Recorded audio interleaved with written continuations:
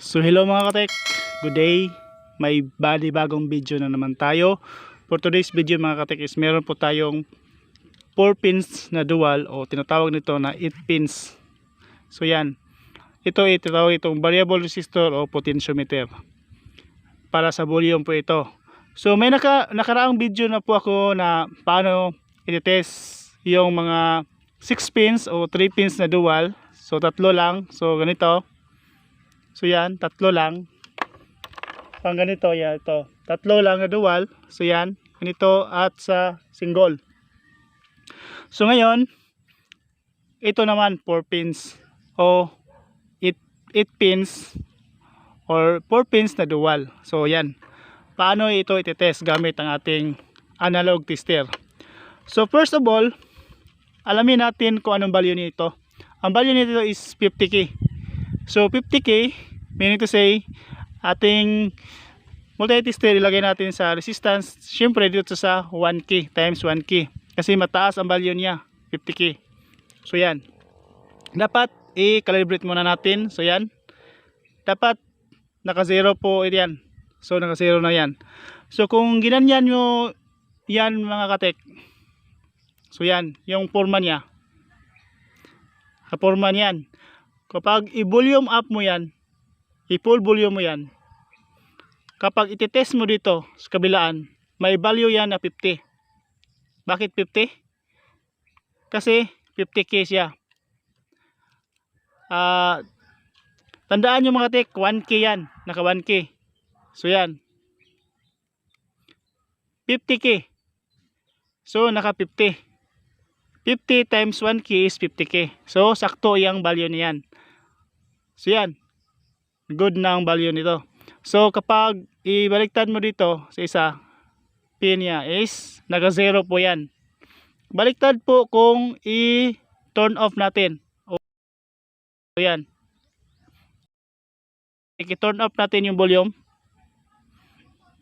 So ito naman yung 50 value niya. So sa kabilaan naman, ito naman yung 0. So yan. Same lang po sa nakaraang video ko na may nakaraang ako video na 6 pins na same lang. Ang naka-difference lang po ito mga katek ito. At saka ito is ano lang, may ground po ito eh. Ito sa kabila niya, ito.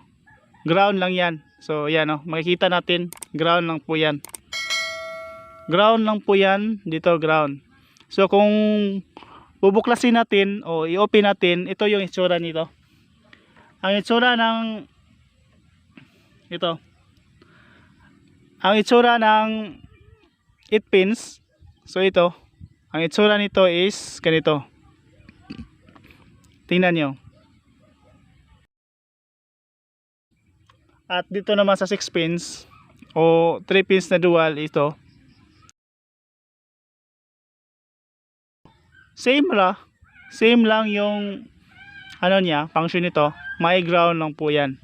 So iyan po yung kakaiba nito. So binuklas natin para malaman natin kung ano talaga ang difference between the 6 pins at 8 pins.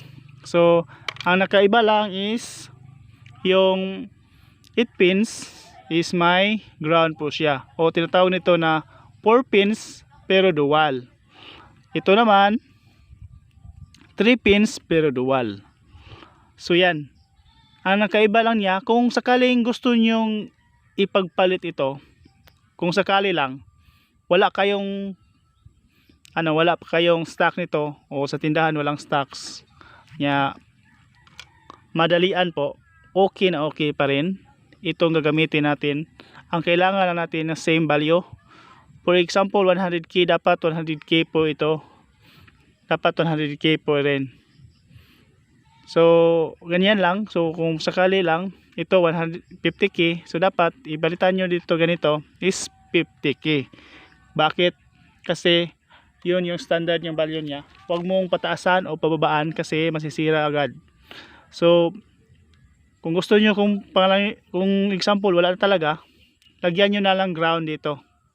Soldahin nyo lang, lagyan ng ground para may ground po siya. Kasi itong isa for the useful po lang sa for the ground lang po. So yun mga katek. So ito yung kakaibahan. Ano ba ang kaibahan sa 4 pins at sa 4 pins na dual o tinatawag na 8 pins o 8 pins o at ito 6 pins. So yun, may ground po yung 8 pins. At kung paano natin iti-test, ganun lang. Ito 50k, so nilagyan natin sa times 1k at nagre-read po siya ng 50. So ibig sabihin po yan, good. 50 times 1k is 50k. Ulitin ko mga katek, kapag ganito yung forma nito, kapag naka-volume up na po yan, so yan, naka-full volume po, for example, ganyan nyo, times 1k kasi 50k yan, dapat naka-reading na po yan dito sa may kilid nya dito, sa may right, ito, dapat may 50 nga reading yan, may 50 reading. So tapos kapag dito naman sa left, sa isa dito is 0.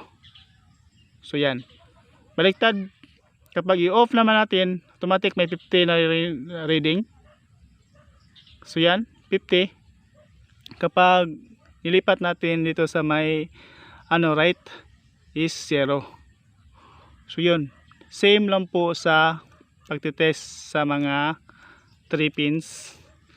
Ganito, itong dual na to, may yan eh. So same lang po yan. Thank you mga katek sa panonood. Kung bago pa kayo sa akin channel mga katek, don't forget to subscribe and click notification bell para updated po kayo sa aking panibagong video. Thank you mga katek and God bless.